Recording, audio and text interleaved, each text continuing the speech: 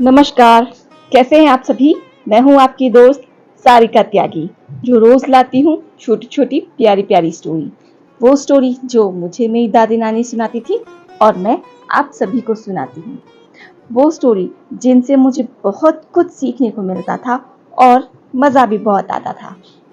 जैसा कि आप सभी जानते हैं कि मैं अपने देश के हीरो, फ्रीडम फाइटर्स इनकी स्टोरी लाती रहती हूं।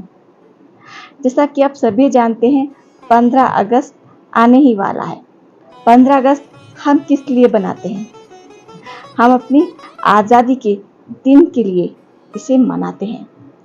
इस दिन हमने सबसे पहले अपने तिरंगे को फहराया था, वो भी पूरी आज़ादी से। हम 15 अगस्त को मनाते हैं कि हमें अंग्रेजों से आज़ादी मिली थी। जैसा कि आप सभी जानते हैं कि हमारी भारतीय संस्कृति सबसे पुरानी है।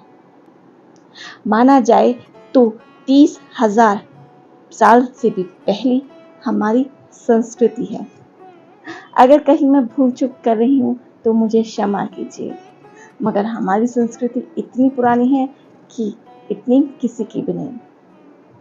पहले हम आए तो और हमारी संस्कृति सबसे पहले पनपी है, इसलिए हमें बहुत सी चीज़ें भगवान से गिफ्ट में मिली। क्या?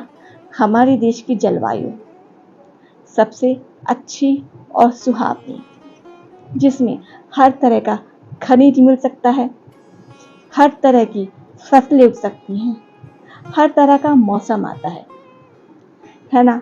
तभी तो हमारा देश भिन्न भिन्न होकर भी एक रहा है।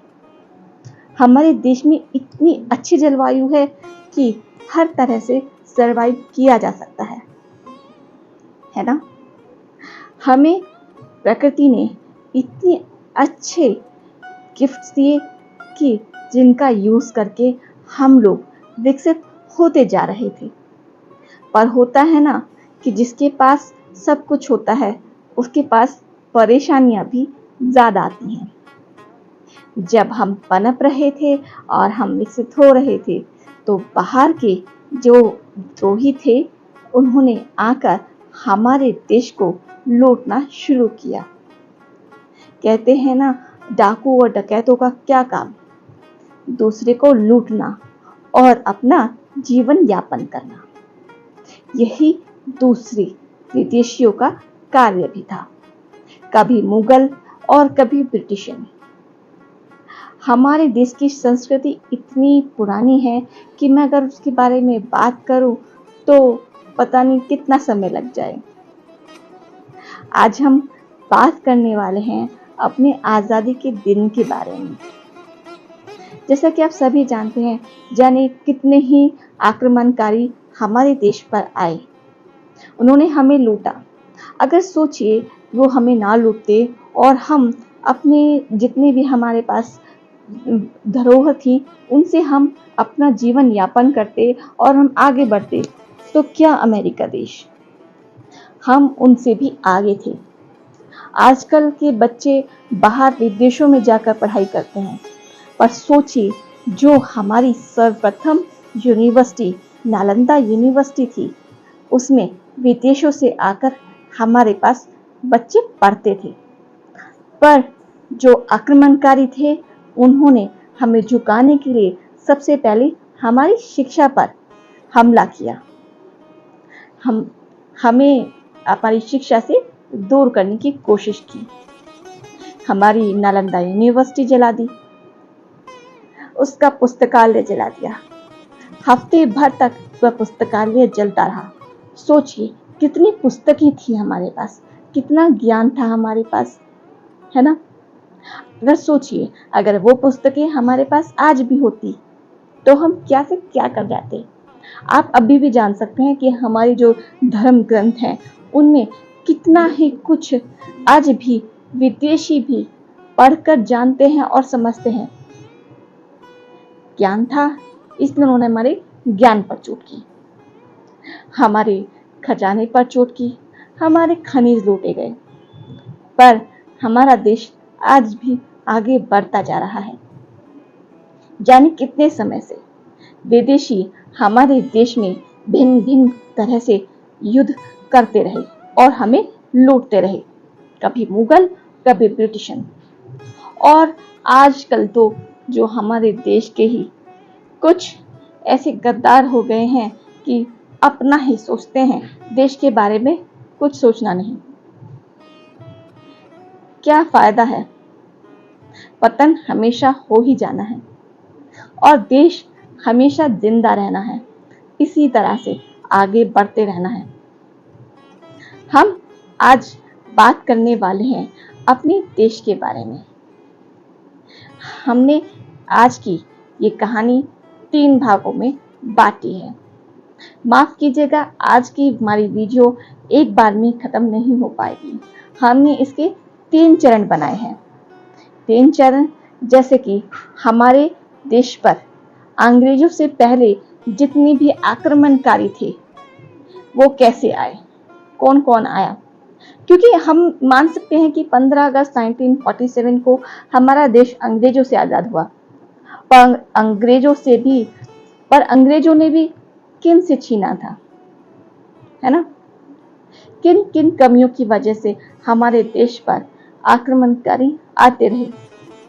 ब्रिटिशन ने मुगलों से छीना, मुगलों के बाद ब्रिटिशन्स के पास आया, ब्रिटिशन से 15 अगस्त 1947 से आज़ाद हुआ। पर आज भी हमारे देश में एकता ना होने की वजह से विदेशी या हमारे ही कुछ लालची लोग देश को लूट रहे हैं। पर हमारा देश फिर भी आगे बढ़ रहा है। आइए अपने देश के बारे में जानते हैं और समझते हैं। भारत पर बहुत से विदेशियों ने आक्रमण किया, जिनमें हुन, मंगोली और भी बहुत से शासक थे जिन्होंने देश पर आक्रमण किया। भारत में इस्लामिक शासन का विस्तार 7वीं शताब्दी के अंत में मोहम्मद बिन कासिम के सिंध पर आक्रमण और बाद के मुस्लिम शासकों द्वारा हुआ। लगभग 712 में इराकी शासक अल हजाज के भतीजे एवं दामाद मोहम्मद बिन कासिम ने 17 वर्ष की अवस्था में सिंध और बलूच पर के अभियान का सफल नेतृत्व किया। इस्लामिक खलीफाओं ने सिंध फतह के लिए कई अभियान चलाए। 10,000 सैनिकों का एक दल ऊंट घोड़ों के साथ सिंध पर आक्रमण के लिए भेजा गया। सिंध पर सन 638 से 711 ईस्वी तक के 74 वर्षों के काल में 9 खलीफाओं ने 15 बार आक्रमण किया। 15वें आक्रमण का नेतृत्व मोहम्मद बिन कासिम ने किया। मोहम्मद बिन कासिम अत्यंत ही क्रूर योद्धा था। सिंध के दीवान गुंदमुल की बेटी ने सर कटवाना स्वीकार किया, पर मीर कासिम की पत्नी बनना नहीं। इसी तरह यहाँ के राजा दाहिर और उनकी पत्नियों और पुत्रियों ने भी अपनी मातृभूमि और अस्मिता की रक्षा के लिए अपनी जान दे दी। सिंध देश के सभी राजाओं की कहानियां बहुत ही मार्मिक और दुखदाई है। आज सिंध देश पाकिस्तान का एक प्रांत बनकर रह गया है। राजा दाहिर अकेले ही अरब और ईरान के दरिंदों से लड़ते रहे और उनका साथ किसी ने नहीं दिया, बल्कि कुछ लोगों ने उनके साथ गद्दारी ही की। अरबों के बाद तुर्कों ने भारत पर आक्रमण किया। अल्पतगीन नामक एक तुर्क सरदार ने गजनी में तुर्क साम्राज्य की स्थापना की। 977 ईस्वी में अल्पत के दामाद सुबुतगीन ने गजनी पर शासन किया। सुबुतगीन ने मरने से पहले कई लड़ाइयां लड़ते हुए अपने राज्य की सीमाएं अफगानिस्तान, खुरासन, बल्ख एवं पश्चिमी उत्तर भारत तक फैला ली थी। सुबुतगीन की मृत्यु के बाद उसका पुत्र मोहम्मद गजनवी गजनी की गद्दी पर बैठा। मोहम्मद गजनवी ने बगदाद के खलीफा के आदेश अनुसार भारत के अन्य हिस्सों पर आक्रमण किया और उसने भारत पर 1001 से 1026 ईस्वी के बीच 17 बार आक्रमण किए। उसने प्रत्येक वर्ष भारत के अन्य हिस्सों पर आक्रमण करने की प्रतिज्ञा की। अपने 13वें अभियान में गजनवी ने बुंदेलखंड, किरात तथा लोहकोट आदि के जीत लिया। 14वें आक्रमण में ग्वालियर और कालिंजर पर किया। अपने 15वें आक्रमण में उसने लोग जैसलमेर, चिकलोंदर और गुजरात पर आक्रमण कर वहां सब लूटपाट की। माना जाता है कि मोहम्मद गजनवी ने अपना 16वां आक्रमण सोमनाथ पर किया। उसने वहां के प्रसिद्ध मंदिरों को तोड़ा और अपना अपार धन प्राप्त किया।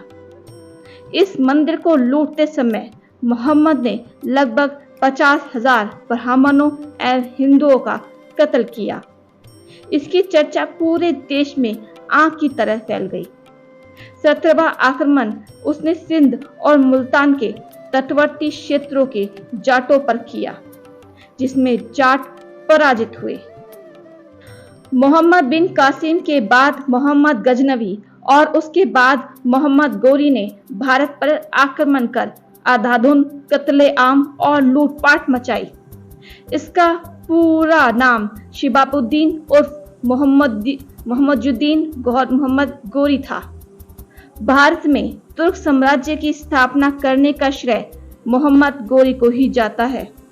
गोरी गजनी और हेरात के मध्य स्थित छोटे से पहाड़ी देश गौर का शासक था।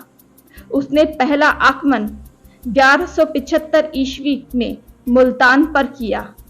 दूसरा आक्रमण 1178 ईस्वी में गुजरात पर किया। इसके बाद उसने 1169 से 1186 ईस्वी के बीच उसने पंजाब पर फतेह हासिल की।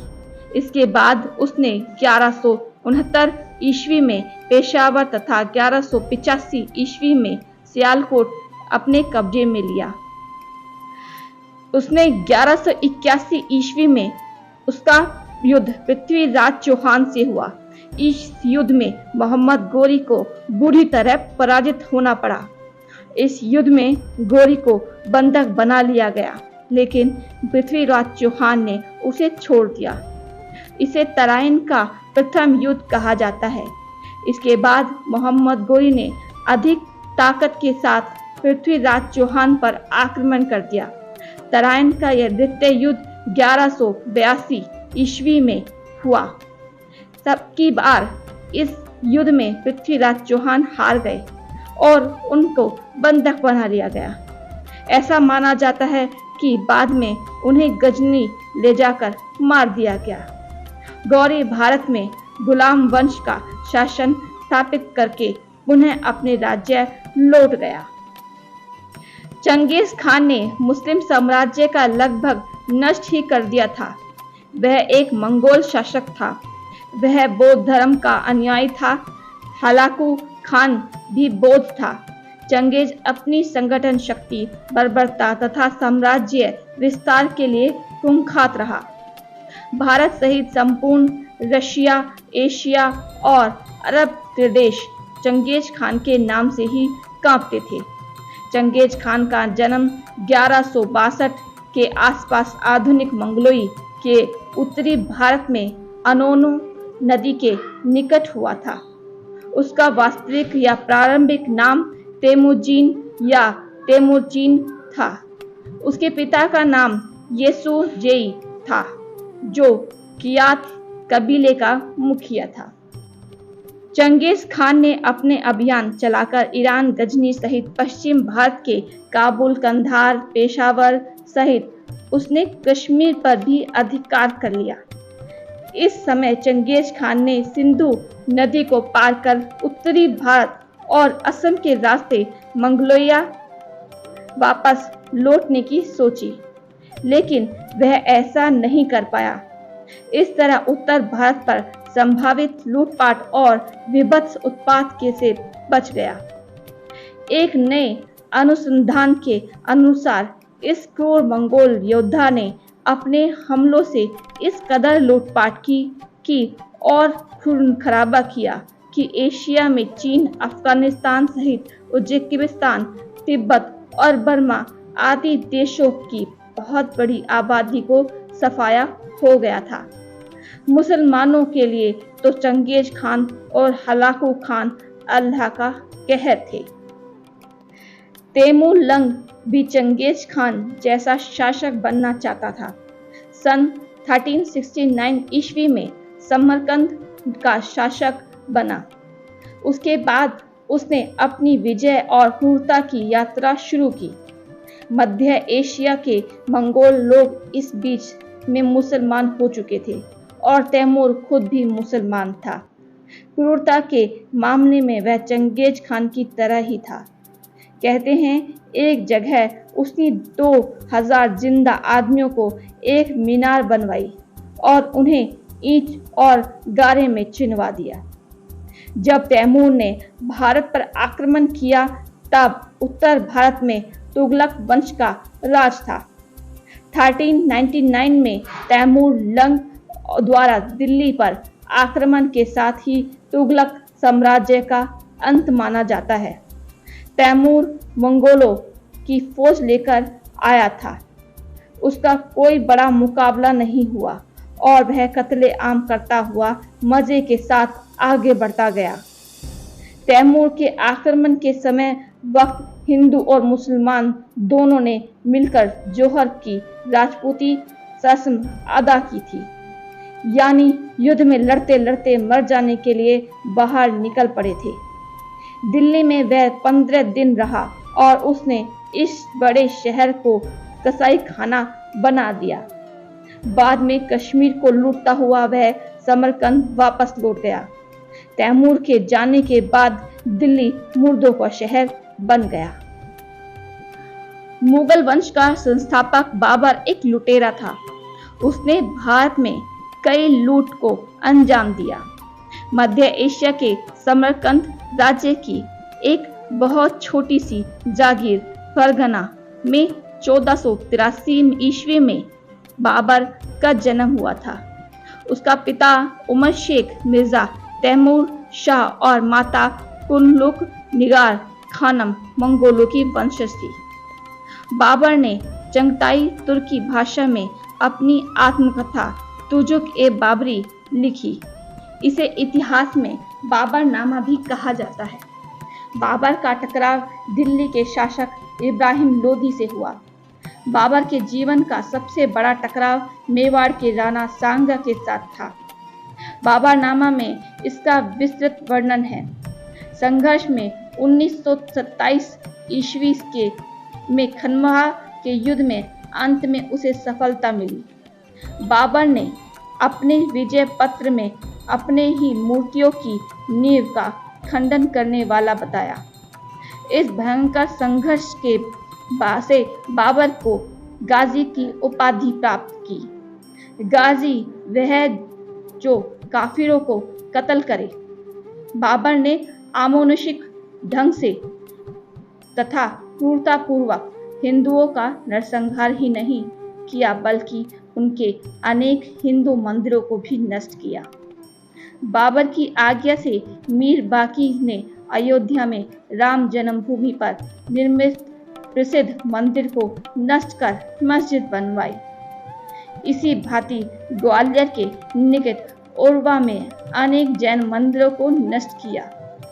उसने चंदेरी के प्राचीन और ऐतिहासिक मंदिरों को भी नष्ट करवा दिया था, जो आज बस खंडर हैं।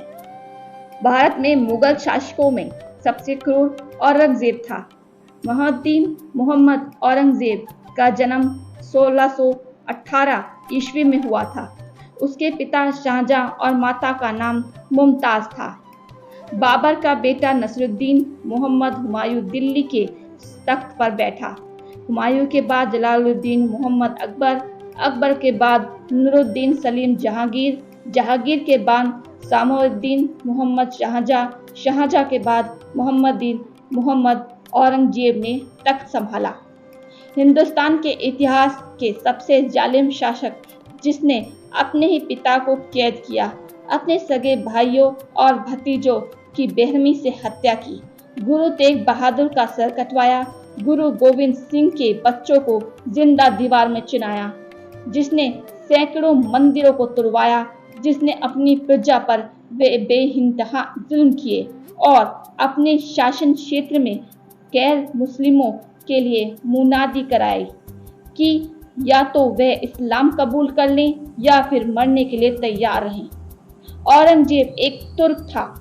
उसके काल में ही उत्तर भारत का तेजी से इस्लामीकरण हुआ। अधिकतर ब्राह्मणों को या तो इस मुसलमान बनाना पड़ा।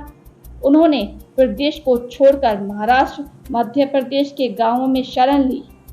उत्तर प्रदेश के प्रसिद्ध इतिहासकार राधाकृष्णन बुंदेली के अनुसार मुगल शासक औरंगजेब ने अपनी सेना को सन 1669 में जारी अपने एक हुक्मनामे पर हिंदुओं के सभी मंदिर ध्वस्त करने का आदेश दिया था।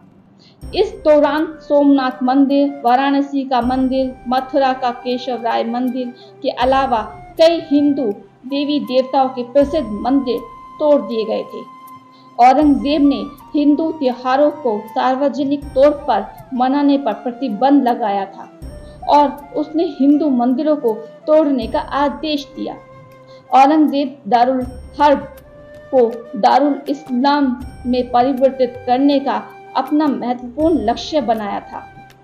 1669 ईस्वी में औरंगजेब ने बनारस के विश्वनाथ मंदिर एवं मथुरा के केशव राय मंदिर को तोड़वा दिया था।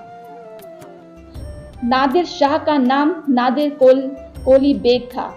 वह ईरान का शासक था। उसने भारत पर आक्रमण कर कई तरह की लूटपाट की और कत्लेआम को अंजाम दिया। दिल्ली की सत्ता पर आसीन उस समय वक्त मोहम्मद शाह को हराने के बाद उसने वहां से अपार संपत्ति अर्जित की, जिसमें कोहिनूर हीरा भी शामिल था। मुगल बादशाह मोहम्मद शाह और नादिर शाह के मध्य करनाल का युद्ध 1739 ईस्वी में लड़ा गया था। काबुल पर कब्जा करने के बाद उसने दिल्ली पर कब्जा किया। करनाल में मुगल बादशाह राजा मोहम्मद शाह और नादिर शाह की सेना के बीच लड़ाई हुई। इसमें नादिर की सेना मुगलों के मुकाबले छोटी थी, पर अपने बारूदी अस्त्रों के कारण फारसी सेना जीत गई। हारने के बाद दिल्ली के सुल्तान मोहम्मद शाह ने संभवतः मार्च 1739 ईस्वी में दिल्ली पहुंचने पर यह अफवाह फैला दी कि नादिर शाह मारा गया। इससे दिल्ली में भगदड़ मच गई और फारसी सेना का कत्ल शुरू हो गया। नादिर को जब यह पता चला तो उसने इस पर बदला लेने की दिल्ली पर आक्रमण कर दिया। उसने दिल्ली में भयानक खून खराबा किया और एक दिन में कई हजार लोगों को मौत के घाट उतार दिया। उसके अलावा उसने शाह से भारी धनराशि भी लूट ली। मोहम्मद शाह ने सिंधु नदी के पश्चिमी की सारी भूमि भी नादिर शाह को दान में दे दी। हीरे जवाहरात का एक जखीरा भी उसे भेंट किया, जिसमें कोहिनूर, दरियानूर और नामक विख्यात हीरे भी शामिल थे। अहमद शाह अब्दाली को अहमद शाही दुर्राना भी कहते हैं। सन 1747 में नादिर शाह की मौत के बाद वह अफगानिस्तान का शासक बन गया। अपने पिता की तरह अब्दाली ने भी भारत पर सन 1748 से 1758 तक कई बार आक्रमण किए और लूटपाट करके अपार धन संपत्ति को इकट्ठा किया।